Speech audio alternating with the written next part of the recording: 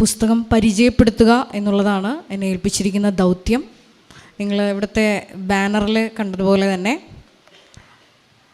പുസ്തകത്തിൻ്റെ പേര് മരിയൻ ഉടമ്പടി പ്രയോഗവും സാക്ഷ്യവും എന്നുള്ളതാണ്. അതായത് നിങ്ങൾ ബഹുമാനപ്പെട്ട വി പി ജോസഫ് അച്ഛനും മറ്റ് വ്യക്തിത്വങ്ങളും നേരത്തെ പറഞ്ഞതുപോലെ തന്നെ 2004 ഡിസംബർ 7-ാം തീയതി ഉച്ചകഴിഞ്ഞ് 2:30 സമയഘടികാരം നെഞ്ചിൽ ചാർത്തി നമ്മുടെ ഈ കൃപാസനം മണ്ണിൽ പരിശുദ്ധ ദൈവമാതാവ് 2004 പ്രത്യക്ഷപ്പെട്ടതോടനുബന്ധിച്ച് നമുക്ക് ദൈവപിതാവ് നൽകിയ വലിയൊരു പ്രാർത്ഥനയാണ് 11 വർഷങ്ങൾക്ക് ശേഷം ലഭിച്ച, അതായത് 2015 ലഭിച്ച മരിയൻ ഉടമ്പടി എന്നുള്ളത്. ഇങ്ങനെ മരിയൻ ഉടമ്പടി ബഹുമാനപ്പെട്ട വി പി ജോസഫ് അച്ഛന് ആദ്യ കാലഘട്ടങ്ങളിൽ വെളിപ്പെട്ട് കിട്ടിയ സമയം മുതൽ അതിൻ്റെ ആദ്യഘട്ട വെളിപാടുകളെ കോർത്തിണക്കിക്കൊണ്ട് ഇന്നത്തെ KCBC പ്രസിഡൻറ്റും അന്നത്തെ KCBCയുടെ തിയോളജി കമ്മീഷൻ ചെയർമാനുമായ അഭിവന്യ ഡോക്ടർ വർഗീസ് ചക്കാലക്കൽ പിതാവിൻ്റെ അവതാരികയോട് കൂടിയിട്ട് നമ്മൾ ഇതിൻ്റെ ഒഫീഷ്യൽ ടെക്സ്റ്റ് ബുക്ക് പ്രസിദ്ധീകരിച്ചായിരുന്നു. അതായത് മരിയൻ ഉടമ്പടി പദ്ധതിയും പ്രയോഗവും സാധ്യതാ പഠനം. ആ ഒരു സീരീസിൽ വരുന്ന 2ാമത്തെ ഗ്രന്ഥമാണ് ഈ മരിയൻ ഉടമ്പടി പ്രയോഗവും സാക്ഷ്യവും എന്നുള്ളത്. അന്ന് ഈ ബുക്ക് പ്രസിദ്ധീകരിക്കുമ്പോൾ 2019 പ്രസിദ്ധീകരിക്കുന്നത്. ഉടമ്പടിയുടെ ആദ്യ കാലഘട്ടങ്ങളിലെ വെളിപാടുകളും ഒപ്പം തന്നെ നമ്മുടെ പൊതുസമൂഹത്തോട് ഈ മരിയൻ ഉടമ്പടി എന്താണെന്ന് പറയേണ്ട ഒരു ഉത്തരവാദിത്വം കൃപാസനത്തിനുണ്ടായിരുന്നു.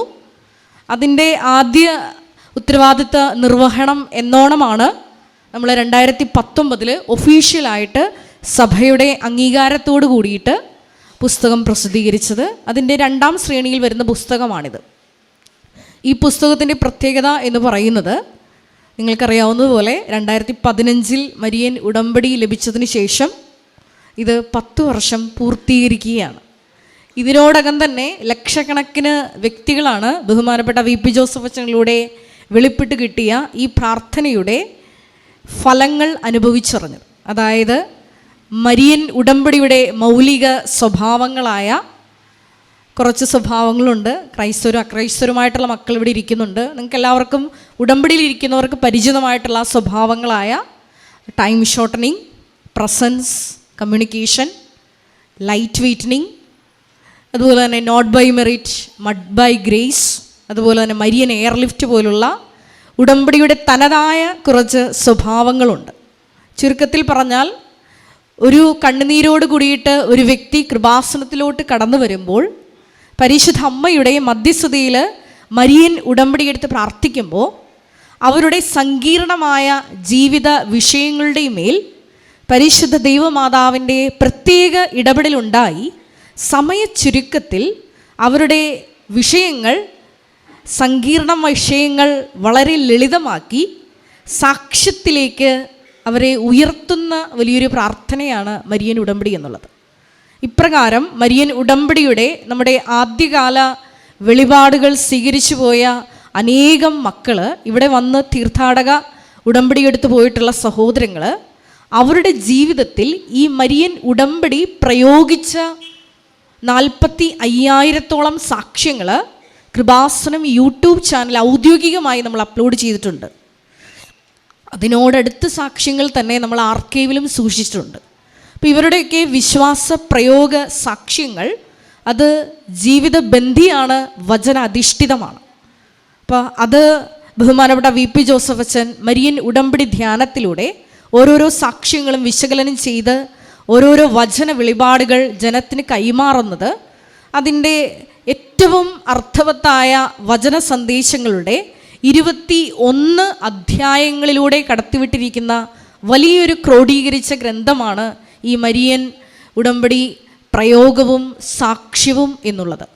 കൂടാതെ ഞാൻ നേരത്തെ പറഞ്ഞ മരിയൻ ഉടമ്പടിയുടെ തനതായ സ്വഭാവങ്ങൾ കൂടാതെ തന്നെ മരിയൻ ഉടമ്പടിയിൽ നിങ്ങൾക്കറിയാവുന്നതുപോലെ വ്യത്യസ്തങ്ങളായ നേർച്ച വസ്തുക്കളുണ്ട്.